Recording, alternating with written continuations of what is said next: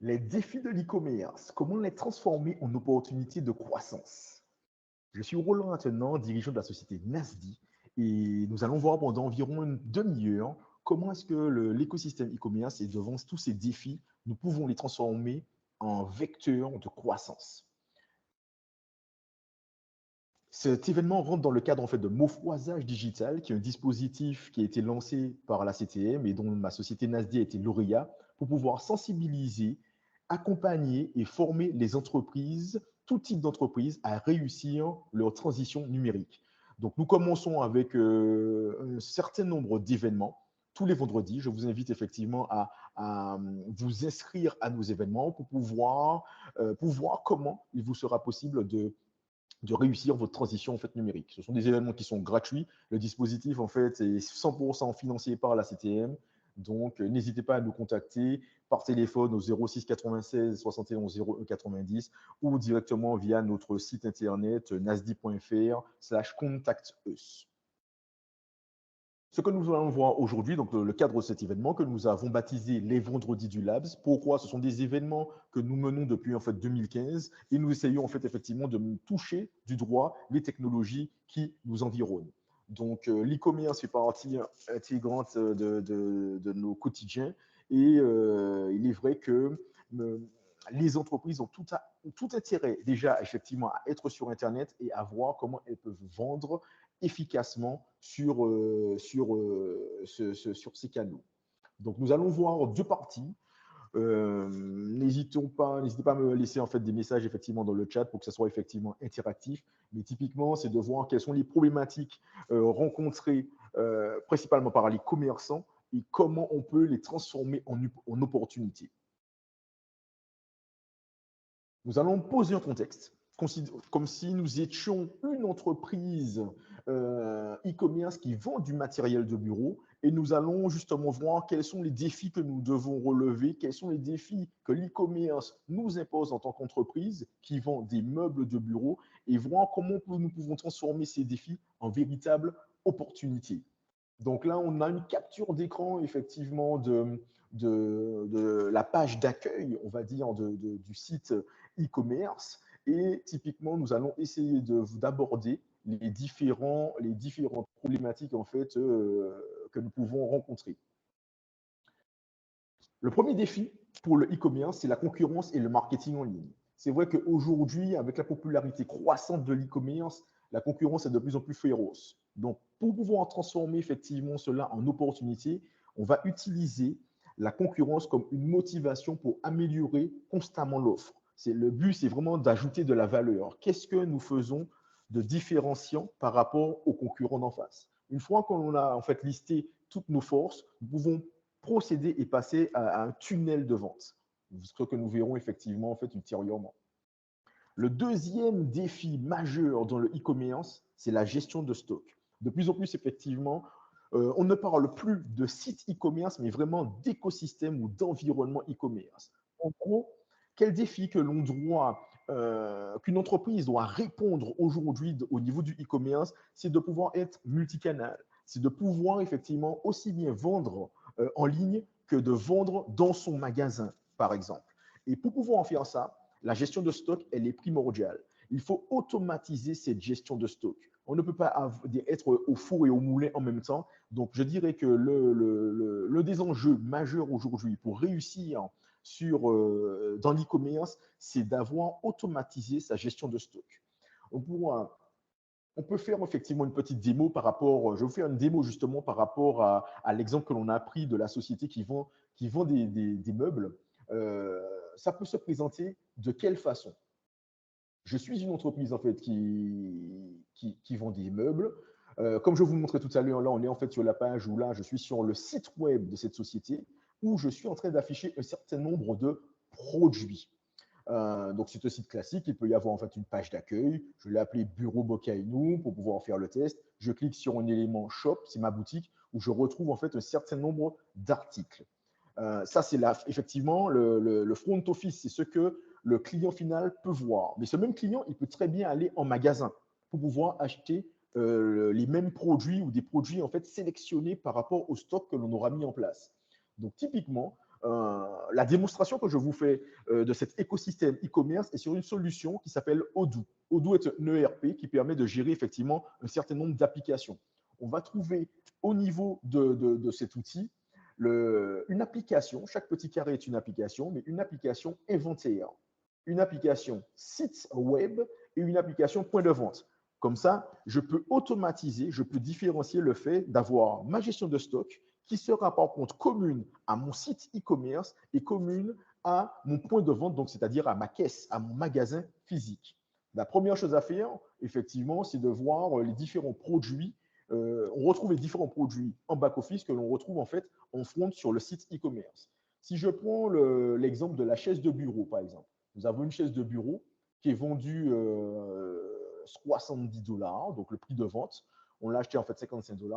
Et on a déjà des onglets qui permettent de voir la disponibilité du produit, les flux entrées-sorties. Là, on voit qu'il y a 0 chaises qui sont commandées. Il y en a 2 qui sont sorties en fait récemment. Et il me reste 3 chaises disponibles.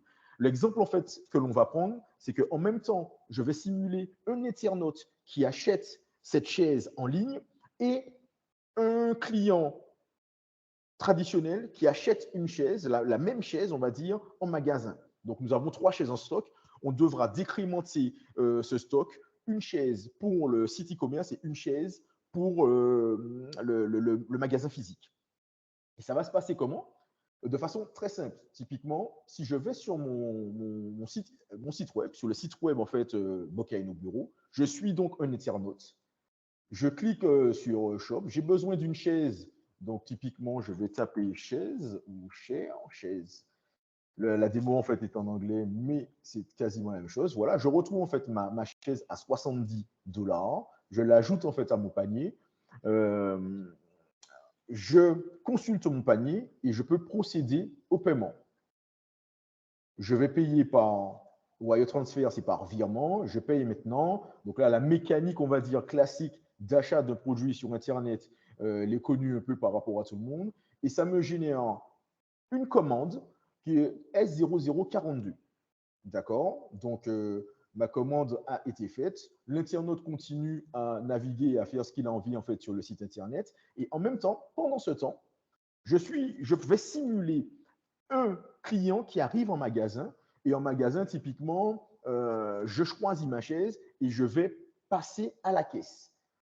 La société Bureau Bocaino a sa caisse, on va dire, connectée, donc toujours liée d'un environnement Odoo qui me permet d'avoir le site e-commerce et d'avoir aussi en fait ma caisse. Je fais une ouverture de session et je retrouve aussi en fait des produits au niveau de la caisse du magasin. Je retrouve donc ma chaise de bureau qui est toujours aussi à 70 $. La personne passe en caisse. Le vendeur en fait clique sur la chaise. J'ai bien 70 $ en fait à encaisser. Je passe au paiement. La personne paye par exemple en espèces. Je clique sur espèces. Je valide. Et effectivement, je peux soit imprimer le ticket, les tickets de caisse classiques que l'on connaît, ou on peut effectivement envoyer par email. Ce qui sera effectivement bientôt obligatoire puisque le gouvernement est en train d'interdire les tickets de caisse papier. Donc, je rentre mon adresse email et je m'envoie mon reçu. Une fois que ça s'est fait, il est envoyé, nouvelle commande, ainsi de suite. Il y a d'autres clients qui peuvent effectivement commander des produits de bureau, soit sur le site Internet, soit au niveau de la caisse. Comment cela se présente maintenant? Donc là, je vais fermer ma caisse. Je saisis effectivement, là, c'est une fermeture de caisse classique. J'ai eu pour 140 € d'achat. Parce que ça simule effectivement, il y avait 70 plus 70, en fait 140. Et je vais vérifier, je vais voir comment ça va se présenter au niveau de mes stocks. Donc typiquement, si je retourne en fait sur inventaire, je vois qu'à ce niveau-là, j'ai plusieurs façons de gérer. Les commandes qui sont réception, celles qui sont livraison, les retours et les commandes en fait du point de vente, donc en fait de ma caisse. Si je clique sur livraison, à ce niveau-là, je vais retrouver un ensemble d'éléments qui me permettront de vérifier à quel niveau je suis. Typiquement, le poste 0003, si je clique dessus, c'est la vente que j'ai effectuée, voilà, la vente de la chaise de mon bureau. J'ai une chaise qui a été vendue à 18h11 et 39 secondes, donc c'est bien ça. Et typiquement, si je fais un aperçu du stock Et si je vais plutôt sur le produit, je vais voir que effectivement là, j'ai 2 unités disponibles. En sortie, j'ai 3 chaises. Tout à l'heure, j'en avais 2. Donc, si je clique sur la disponibilité, je vais bien voir en termes d'historique les flux qui ont été effectués. Alors, là, je vais aller plutôt sur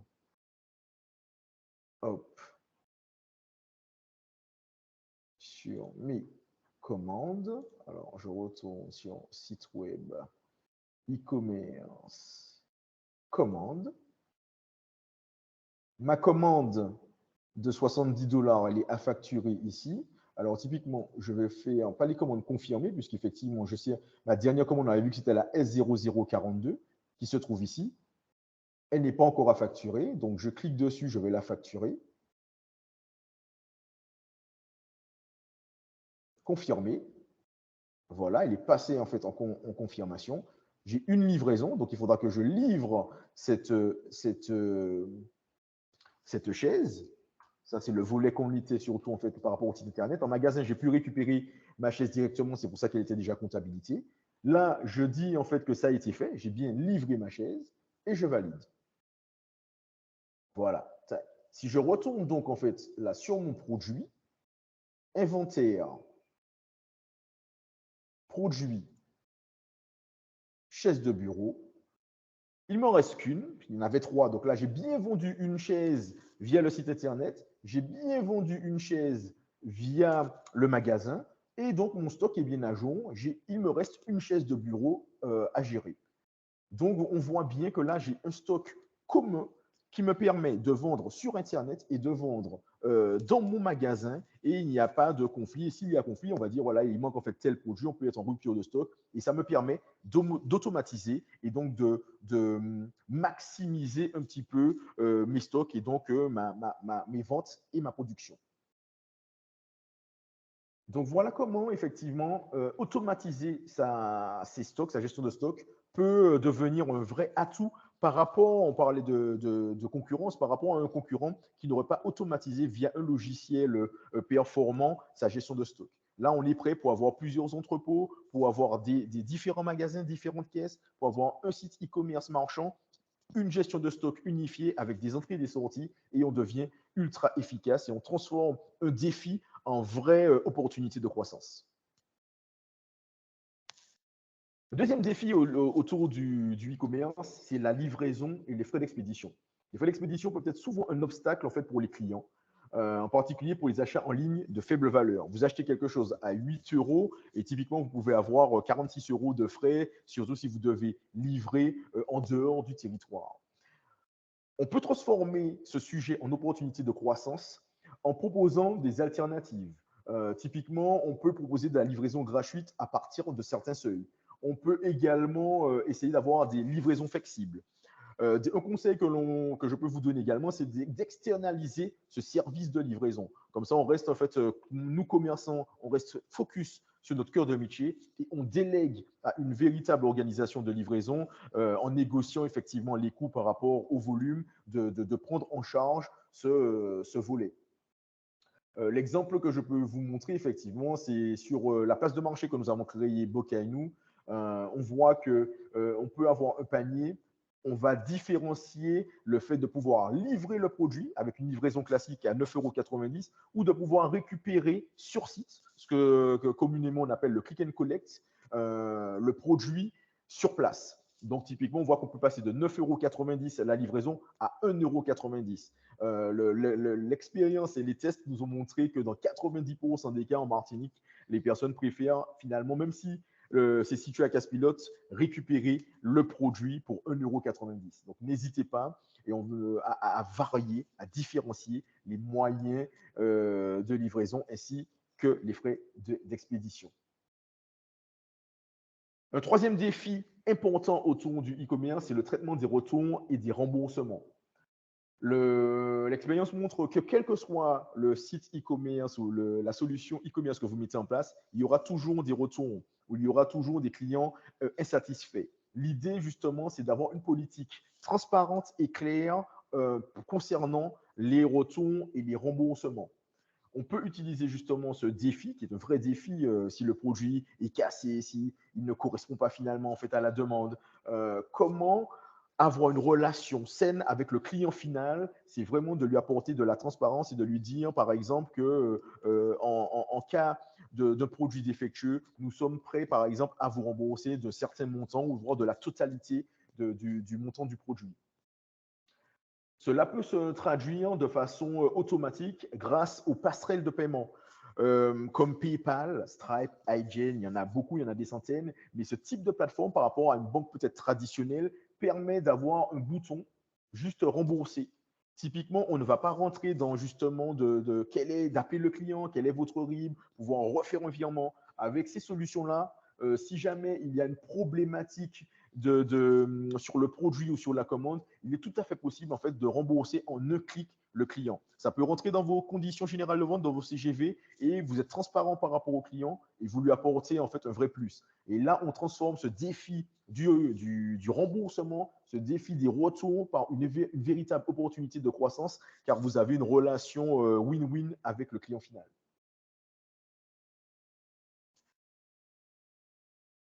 Un autre défi autour de l'e-commerce, c'est la gestion des paiements et bien sûr de la sécurité. Et j'ai envie de dire de la sécurité en général sur tout ce qui est site Internet. Euh, Transformer ce défi-là en opportunité de croissance, c'est de pouvoir, encore une fois, rassurer le client final en disant attendez, attendez, attendez, nous, notre plateforme est ultra sécurisée. Pourquoi? De quelle manière? Parce que j'ai intégré des solutions éprouvées comme Stripe, PayPal. Je reprends un petit peu les mêmes exemples que tout à l'heure, où là, ce sont ces intermédiaires de paiement qui prennent à leur compte la sécurité et la sécurisation du système d'information et qui se permettent de gérer les cartes bancaires, etc. etc. Donc, en fait, on délègue à ces passerelles de paiement le volet sécurité en ligne que l'on pourrait gérer sur notre propre plateforme. Donc, en affichant clairement les politiques de sécurité, on va renforcer cette confiance que le client aura en notre plateforme et ça permettra effectivement de faire plus de ventes. Donc, clairement, un exemple sur la plateforme Stripe, Stripe qui est une passerelle de paiement comme PayPal, on a la possibilité d'aller encore plus loin. Il y a même un programme de surveillance de cartes bancaires qui peuvent être frauduleuses. Si jamais il y a trop de cartes qui ont été volées ou il y a des litiges, des fraudes, etc., il y a des règles mises en place par Visa en collaboration en fait, avec Stripe qui permet justement de sécuriser un certain nombre de transactions. Un autre défi autour du e-commerce, c'est la relation client et le service après-vente. Et c'est vrai que la relation client, on peut l'automatiser avec des logiciels qu'on appelle CRM, Customer Relation Management, gestion de la relation client. Ce type d'outil devient obligatoire, primordial, si justement on veut transformer ce défi de la relation client en véritable opportunité de croissance. Sur l'ERP Odoo dont je vous parlais, il y a une application qui s'appelle CRM et avant la conclusion, je voudrais dire que voilà, je vais vous faire une petite démonstration. Ce qui est aussi intéressant avec le logiciel CRM que Odoo peut proposer, c'est qu'on peut le lier automatiquement avec le site e-commerce que l'on a mis en place. Donc, le CRM se présente sous forme de pipeline. Le pipe, qu'est-ce que c'est? C'est un tunnel de vente. C'est-à-dire que je peux avoir une action où j'ai beaucoup de clients, je fais une newsletter, je communique sur les réseaux sociaux, j'essaie de toucher 10, 20 000 personnes. Un certain nombre de personnes, généralement 10% sont intéressées, donc je tombe à 1000 personnes qui sont intéressées, qui consultent par exemple ma page web. De ces 1000 personnes, il y a encore 10%, donc 100 personnes vont sur mon panier et on a encore 10% qui peuvent en fait déclencher l'acte de vente. Donc peut-être que sur 10 000 personnes qui seraient en fait en nouveau, j'ai 1000 personnes qualifiées, j'ai 100 personnes en proposition, c'est ceux qui ont fait le panier, et je vais en gagner finalement 10 ventes par rapport aux 10 000 initiaux. Donc, ça fait vraiment en fait un entonnoir, un tunnel de vente et le CRM permet cette gestion-là, en plus justement, comme je disais, de cette relation client. Et typiquement, ce CRM, comme je vous disais, on peut le coupler à son site internet. Donc, la petite démo, je reviens sur mon site Bureau Bocainu. Je vais pouvoir créer, par exemple, si je peux créer une nouvelle page, que j'appelle, par exemple, pour le test, je vais l'appeler CRM, je vais l'ajouter au menu. Et CRM, ça sera quoi? Ça sera, supposer que je veuille avoir un formulaire qui m'enregistre dans mon CRM, donc dans mon logiciel de relation client, les personnes qui ont posé une question, qui seraient intéressées en fait par mes produits. Donc, je fais cela assez facilement et rapidement en fait grâce à Odoo. Je vais pouvoir déplacer ici, par exemple, un formulaire. Il me crée un formulaire avec les champs nom, numéro, email, le nom de la société, l'objet et la question. Et ce qui est intéressant, c'est que automatiquement, je vais le sélectionner, mais en sélectionnant le formulaire, je peux déclencher une action et je peux lui dire create an opportunity. Donc, de créer une opportunité. C'est-à-dire que ce formulaire sera lié directement à mon CRM et il va me créer une opportunité cliente dans le logiciel. Si je sauvegarde, on va faire en fait le test immédiatement. Voilà, typiquement. Donc, j'ai bien mon formulaire CRM. Il m'ajoute les champs un petit peu de test. Je vais mettre test CRM opportunité e-commerce, opportunité e-commerce, question. Je remets la même chose, petit contrôle V, ça marche bien. Et je clique sur envoyer. Thank you. Alors, c'est vrai que je lis, c'est par défaut le site en anglais, mais on peut très bien le mettre en français. Voilà. Donc, mon utilisateur sur le site m'a laissé un message. Votre message a été envoyé avec succès. Donc, moi, commerçant, je vais le recevoir par email. Mais ce qui est surtout intéressant et qui est automatique et que, voilà, on a pris, vous avez vu, moins de 2 minutes pour pouvoir le mettre en place, c'est que automatiquement, dans mon logiciel de ma relation client, il va m'ajouter une nouvelle opportunité que je trouve ici. Test CRM, opportunité e-commerce.